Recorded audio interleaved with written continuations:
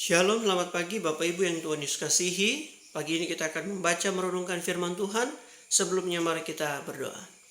Tuhan Yesus yang baik, kami sangat bersyukur untuk kesempatan merenungkan kembali firman-Mu.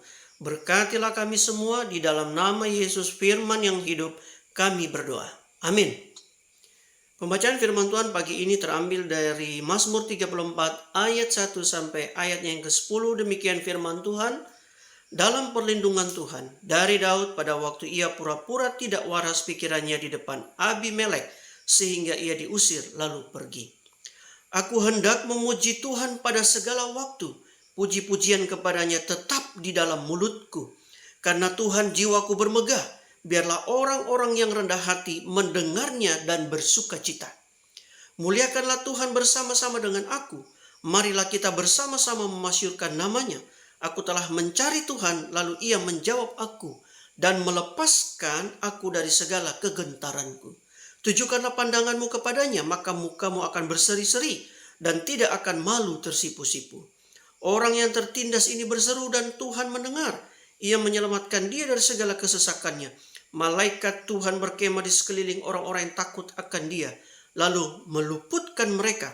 Kecaplah dan lihatlah betapa baiknya Tuhan itu. Berbahagialah orang yang berlindung padanya. Takutlah akan Tuhan, hai orang-orang yang kudus, sebab tidak berkekurangan orang yang takut akan Dia.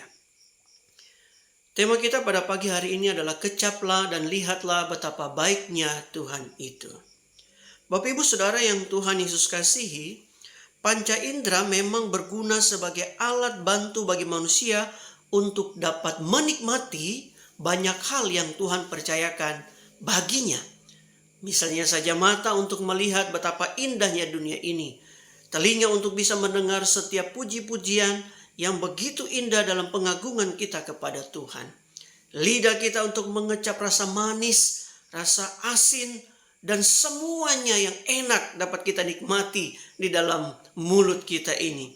Bahkan kulit kita untuk merasakan apa yang baik. Saudara yang Tuhan kasihi, ketika kita berusaha untuk membayangkan apa jadinya jika seluruh panca indera kita, baik mata, hidung sebagai untuk mencium, pendengaran kita semuanya tidak berfungsi dengan baik, maka tentulah ini menjadi masalah bagi kita sebagai manusia. Di dalam kehidupan kita, itulah maka pemazmur Daud berusaha untuk mengajak saudara dan juga saya. Mari bersama-sama kita menggunakan semua perangkat panca indera kita untuk mengecap dan melihat betapa baiknya Tuhan itu dalam kehidupan saudara dan juga saya. Pertanyaannya bagi saudara dan saya, apa sebenarnya yang melatar belakangi sehingga Daud sang pemazmur ini mengatakan kepada saudara dan saya dan pembacanya pada waktu itu bahwa dia telah mengecap dan melihat bahwa Tuhan itu baik dalam kehidupannya. Kita dapat menemukan jawabannya ketika kita membaca kitab 1 Samuel pasal 18 sampai ayat yang ke-23. Di 1 Samuel pasal 18 ayat 6 sampai 9, di sana kita melihat betapa Raja Saul begitu membenci Daud. Mengapa dia membenci Daud? Karena pada waktu Daud pulang dari medan perang setelah mengalahkan Goliat orang Filistin tersebut, orang Israel dengan penuh sukacita menari, menyanyi dan memuji-muji Daud dengan berkata, Saul mengalahkan beribu-ribu musuh, tetapi Daud berlaksa-laksa. Pujian itu membuat Saul begitu iri hati, dengki terhadap Daud, sehingga dia berusaha dengan sekuat tenaga mengejar dan berusaha untuk menghabisi Daud. Di 1 Samuel pasal 19 kita melihat akhirnya Daud melarikan diri dari usaha masif Saul untuk membunuhnya. Dia melarikan diri di pasal 19 ke Nob. Di pasal 21 dari Nob dia pergi ke Akis, raja kota Gad.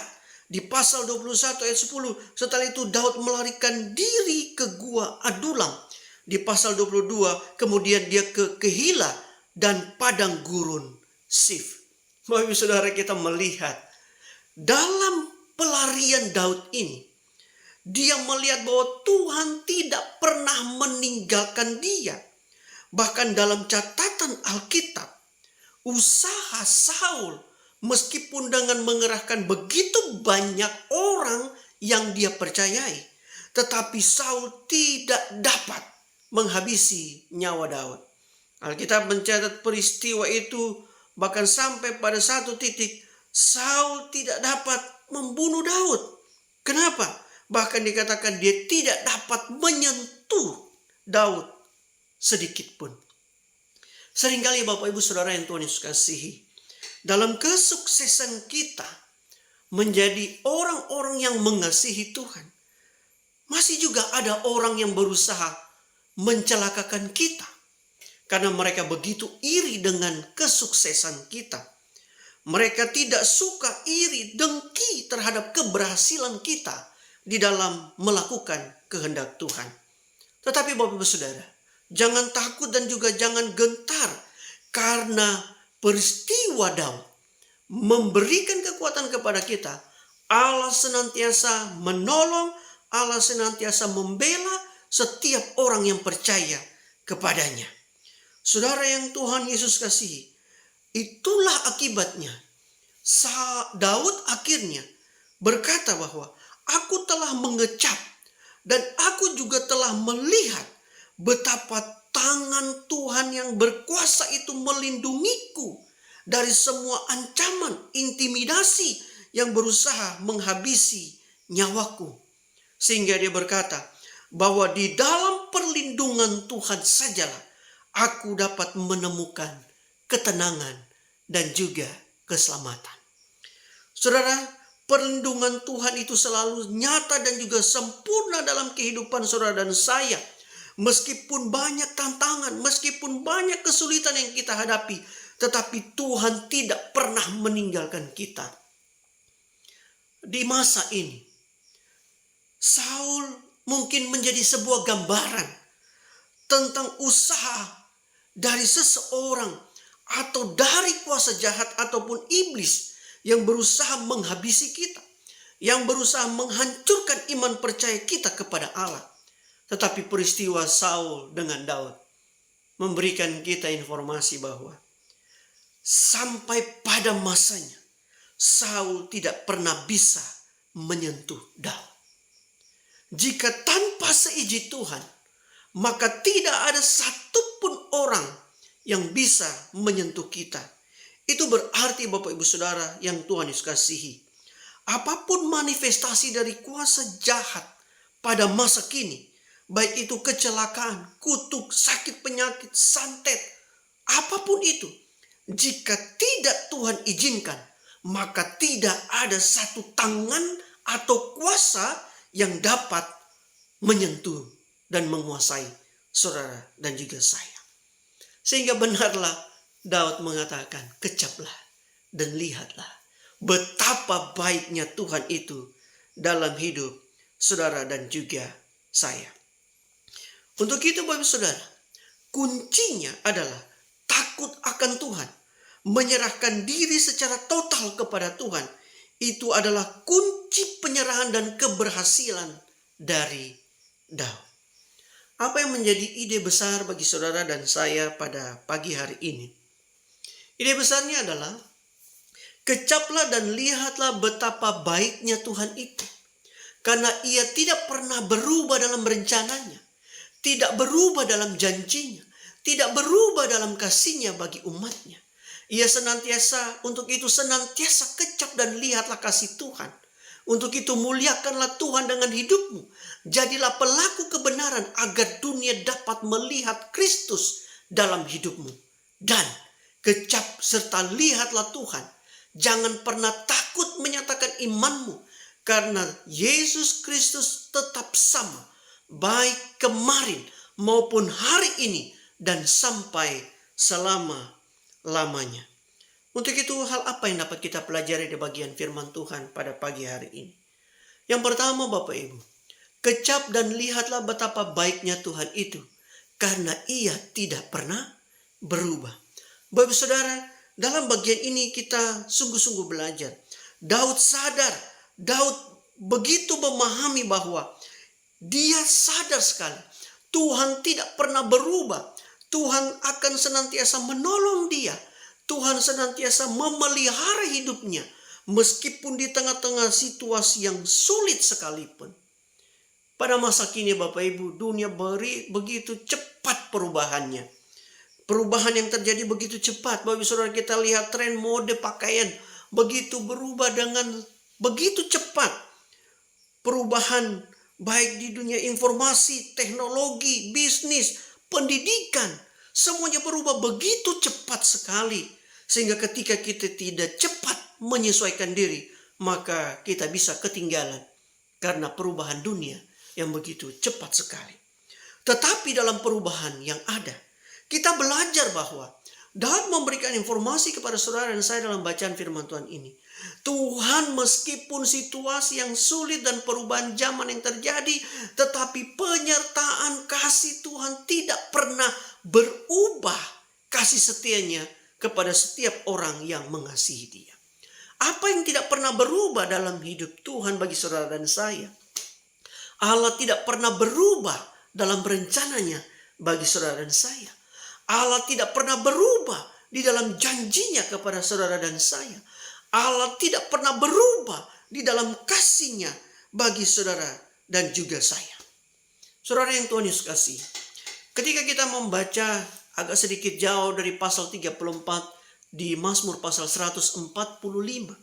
Di sana ada catatan Alkitab dari pemazmur Daud yang mengatakan bahwa kasih Allah begitu besar sehingga dia berkata begini, Tuhan itu baik kepada semua orang dan penuh rahmat kepada segala yang dijadikannya. 144 Mazmur ayat yang ke-9. Bahkan di ayat yang ke-13 dan 14 pemazmur Daud masih juga menyatakan tentang kasih Allah yang besar dan tidak pernah berubah dengan berkata, kerajaanmu ialah kerajaan segala abad dan pemerintahanmu tetap melalui segala keturunan. Tuhan setia dalam segala perkataannya dan penuh kasih dalam segala perbuatannya. Tuhan itu penopang bagi semua orang yang jatuh dan penegak bagi semua orang yang tertunduk. Bahkan di ayat yang ke-20 dari pasal 145, Tuhan menjaga semua orang yang mengasihinya. Oh saudara, begitu indah pemazmur menyatakan bahwa Tuhan dan cinta kasihnya kepada umat manusia tidak pernah berubah dari keturunan ke keturunan.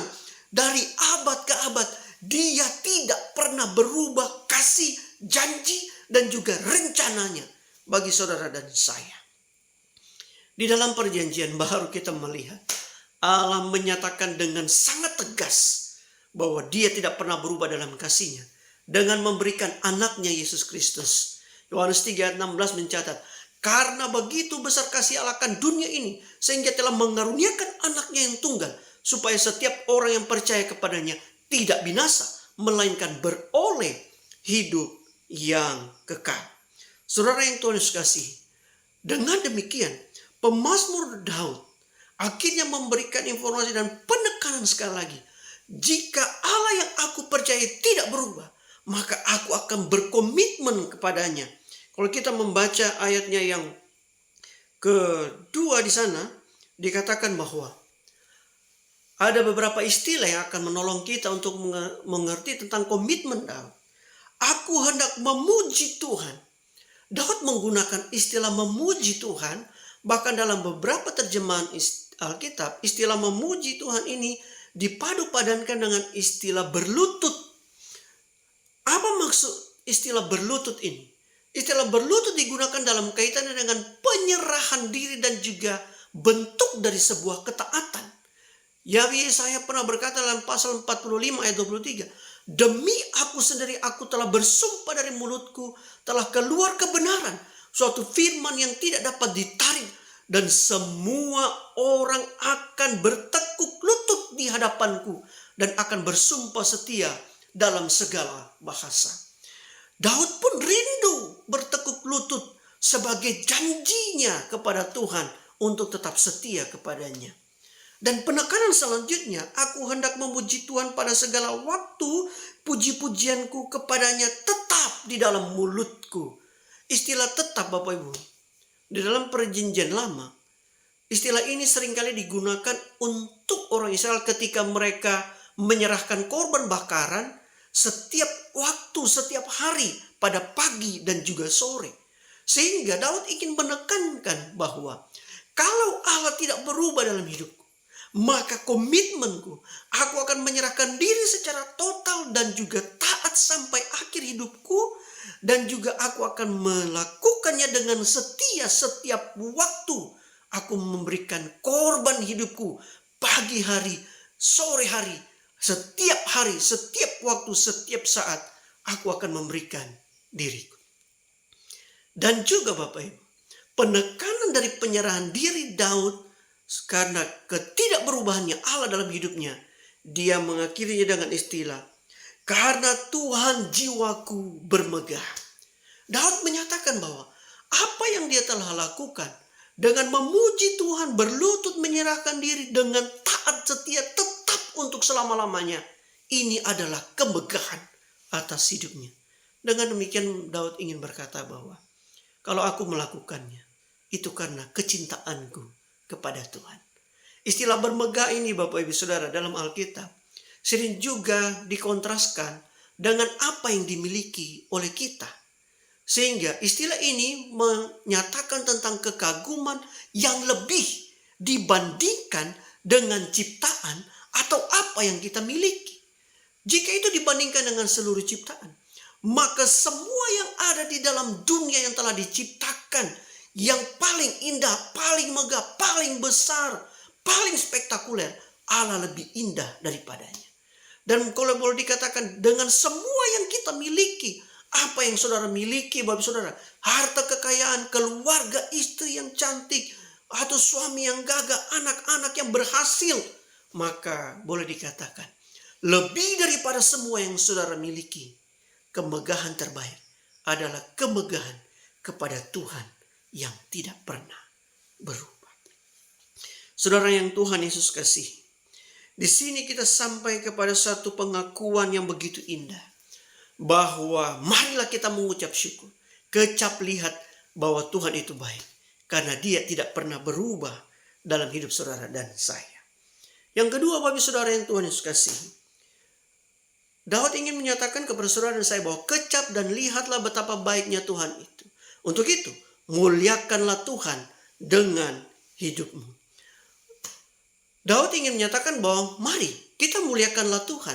Istilah muliakanlah Tuhan ini memberikan indikasi bahwa Daud ingin menetapkan bahwa Tuhan adalah nilai tertinggi di dalam hidupnya.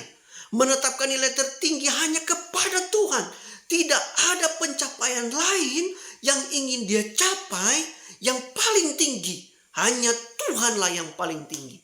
Itu berarti Bapak Ibu Saudara yang Tuhan kasih, apapun yang kita kerjakan, jika kita studilah sungguh-sungguh supaya Tuhan dimuliakan. Jika kita bekerjalah sungguh-sungguh supaya Tuhan dimuliakan dalam pekerjaanmu.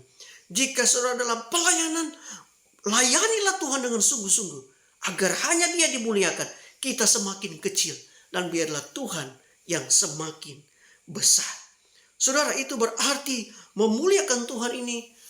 Daud ingin mengatakan kepada para pembacanya pada waktu itu, jika kita bandingkan dengan ayat 20. Di ayat 20 di sana dikatakan bahwa kemalangan orang benar itu begitu banyak. Tetapi jangan takut, tetap percayalah kepada Tuhan.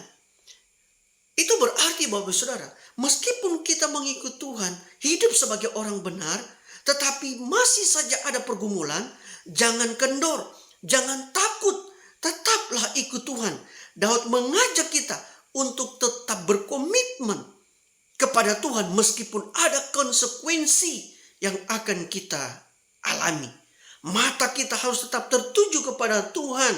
Sehingga Alkitab mencatat di ayat yang ke-16 dari Mazmur pasal 34. Mata Tuhan itu akan tertuju kepadamu, kepada orang-orang benar, dan telinganya kepada setiap orang yang meminta tolong kepada Dia. Itu berarti mari kita muliakan Tuhan. Layanilah Dia. Mengapa kita harus melayani dia?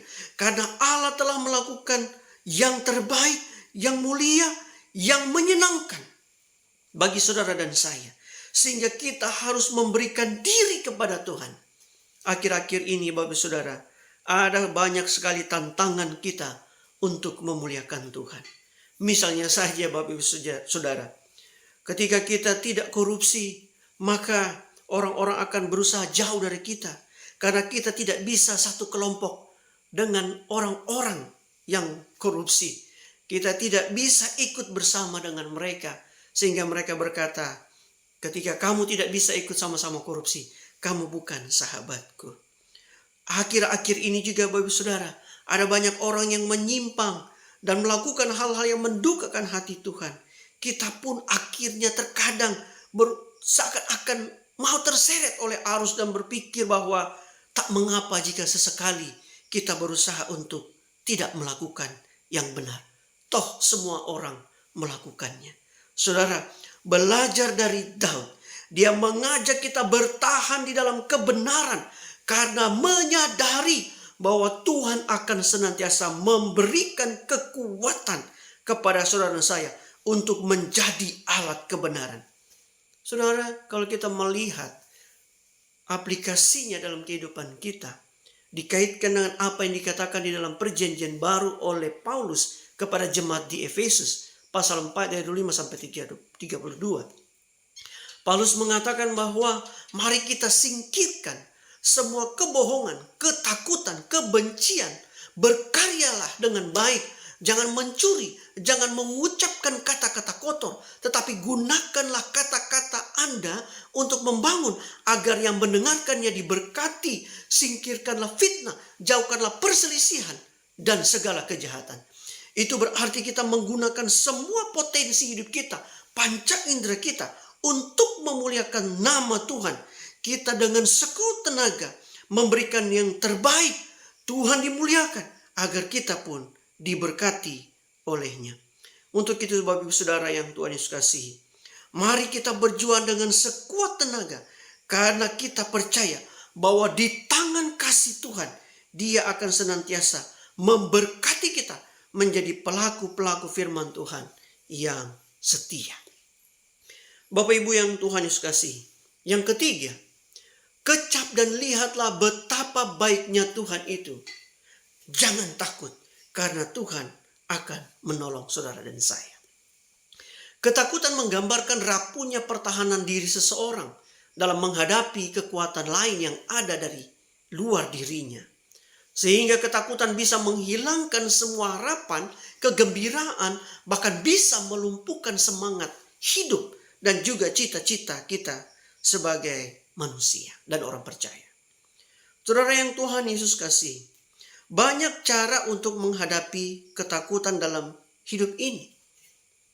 Di dunia ini orang berusaha untuk mengatasi ketakutan. Ada yang menggunakan obat-obat penenang. Ada yang bersembunyi. Ada yang mengurung diri dari dunia luar. Atau tidak mau kompromi atau tidak mau bersentuhan dengan orang lain. Ada yang berjaga-jaga sehingga lupa waktu untuk tidur. Akhirnya sakit. Tetapi tak sedikit juga orang yang melarikan diri karena begitu takut. Dan yang lebih tragis, ada juga orang yang membunuh diri karena begitu takut. Ketakutan menggambarkan begitu rapuhnya kita. Tetapi ini tidak boleh menghambat hidup kita untuk tetap sedia untuk tetap mengasihi Tuhan. Bapak saya mengingat suatu waktu ketika kami berjalan dengan keluarga. Lalu kemudian anak saya berjalan di depan.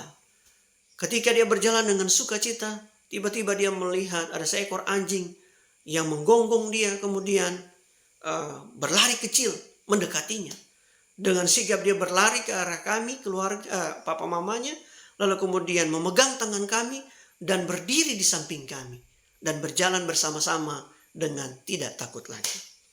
Saudara yang Tuhan Yesus kasihi, dari ilustrasi yang saya sampaikan ini mengingatkan juga saya betapa sering kalinya kita diperhadapkan dengan banyak sekali pergumulan, tantangan yang membuat kita begitu takut sehingga kita akhirnya melarikan diri. Tetapi tahukah Bapak Ibu Saudara yang dikasihi Tuhan, Hanya di dekat sisi Tuhan saja kita mendapatkan ketenangan dan juga kekuatan untuk melangkah maju kembali sampai kepada tujuan. Untuk itu Bapak Saudara, Alkitab mencatat dalam Yesaya pasal 41 ayat 10. Jangan takut sebab aku menyertai engkau. Jangan bimbang sebab aku ini Allahmu. Aku akan meneguhkan, akan menolong engkau, akan memegang engkau dengan tangan kananku dan yang membawa kemenangan. Itu mengapa Daud berkata, waktu aku takut, aku ini percaya kepada. Apa yang menjadi ketakutan kita saat ini Bapak Ibu Saudara yang dikasihi Tuhan Yesus Kristus? Mari kita sama seperti Daud. Ketika kita takut, mari kita berkata bersama-sama, aku ini percaya kepada Tuhan. Kecaplah dan lihatlah betapa baiknya Tuhan itu. Janganlah takut. Siapakah sebenarnya dapat melepaskan kita dari ketakutan hidup ini? Ibrani pasal 13 ayat 6 catat, sebab itu dengan yakin kita dapat berkata, Tuhan adalah penolongku. Aku tidak takut. Apakah yang dapat dilakukan manusia terhadap aku? Tidak ada. Ibrani pasal 13 ayat 8, Yesus Kristus tetap sama, baik kemarin maupun hari ini, dan sampai selama-lamanya. Apakah yang akan engkau takutkan tentang hari esok? Tidak ada, Bapak Ibu Saudara yang dikasihi Tuhan. Dalam bacaan kita di pasal 34 ini, Daud juga memberikan sebuah penekanan yang begitu panjang sampai di akhir pasal 34 ini. Di ayatnya yang kelima di pasal 34, Daud berkata bahwa Allah berjanji untuk melepaskan kita dari rasa takut. Di ayat yang ke-7, 18, Dia akan menyelamatkan kita dari kesesakan. Di ayat yang ke-8, Daud berkata, Ia mengutus malaikatnya untuk berkemah di sekeliling kita. Di ayat yang ke-10, Daud berkata, Ia menyediakan kebutuhan kita. Ayat yang ke-13, Ia memberikan kepada kita hidup yang berkelimpahan. Di ayat yang ke-23, di sana dikatakan Daud, Dia menebus kita. Dan juga di ayat yang ke-5 dan 11, Tuhan akan mencari kita. Dia akan senantiasa menemukan kita. Dia akan selalu menghampiri kita yang ada dalam ketakutan. Bahkan di ayat 14 dia berkata, Tuhan akan menjaga lidah kita daripada berbuat dosa dan juga jahat ataupun dusta. Dan juga Tuhan akan menolong kita agar memisahkan kita dari dunia yang begitu jahat ini. Di ayat yang ke-15. Bahkan di ayat yang ke-19 dikatakan, Dia akan tetap menjaga hati kita agar tetap lembut untuk siap dibentuk oleh Tuhan. Bapak Saudara, dari semua janji Tuhan ini, apakah yang harus saudara takutkan lagi? Yesus Kristus tetap sama, baik hari ini ataupun besok, Dia tetap sama bagi saudara dan saya. Ketika ketakutan itu mengetuk pintu rumahmu, maka utuslah iman untuk menjawab segalanya. Iman kepada Yesus Kristus akan mengatasi segalanya di dalam hidupmu. Untuk itu Bapak Saudara, kecaplah dan lihatlah betapa baiknya Tuhan itu. Karena Ia tidak pernah berubah dalam rencananya. Tidak pernah berubah dalam janjinya. Tidak pernah berubah dalam kasih-Nya bagi umatnya. Senantiasa kecaplah dan lihatlah kasih Tuhan. Untuk itu, muliakanlah Tuhan dengan hidupmu. Jadilah pelaku kebenaran agar dunia melihat Kristus dalam hidupmu. Dan kecap serta lihatlah Tuhan. Jangan pernah takut. Nyatakanlah imanmu karena Yesus Kristus tetap sama. Baik kemarin maupun hari ini dan sampai selama-lamanya. Mari kita berdoa. Terima kasih Tuhan Yesus, kami bersyukur waktu yang Tuhan percayakan hamba-Mu selesai. Tapi biarlah firman-Mu terus berbicara dalam hati jemaat-Mu. Di dalam nama Yesus firman yang hidup kami berdoa. Amin. Shalom, selamat pagi, Tuhan Yesus memberkati.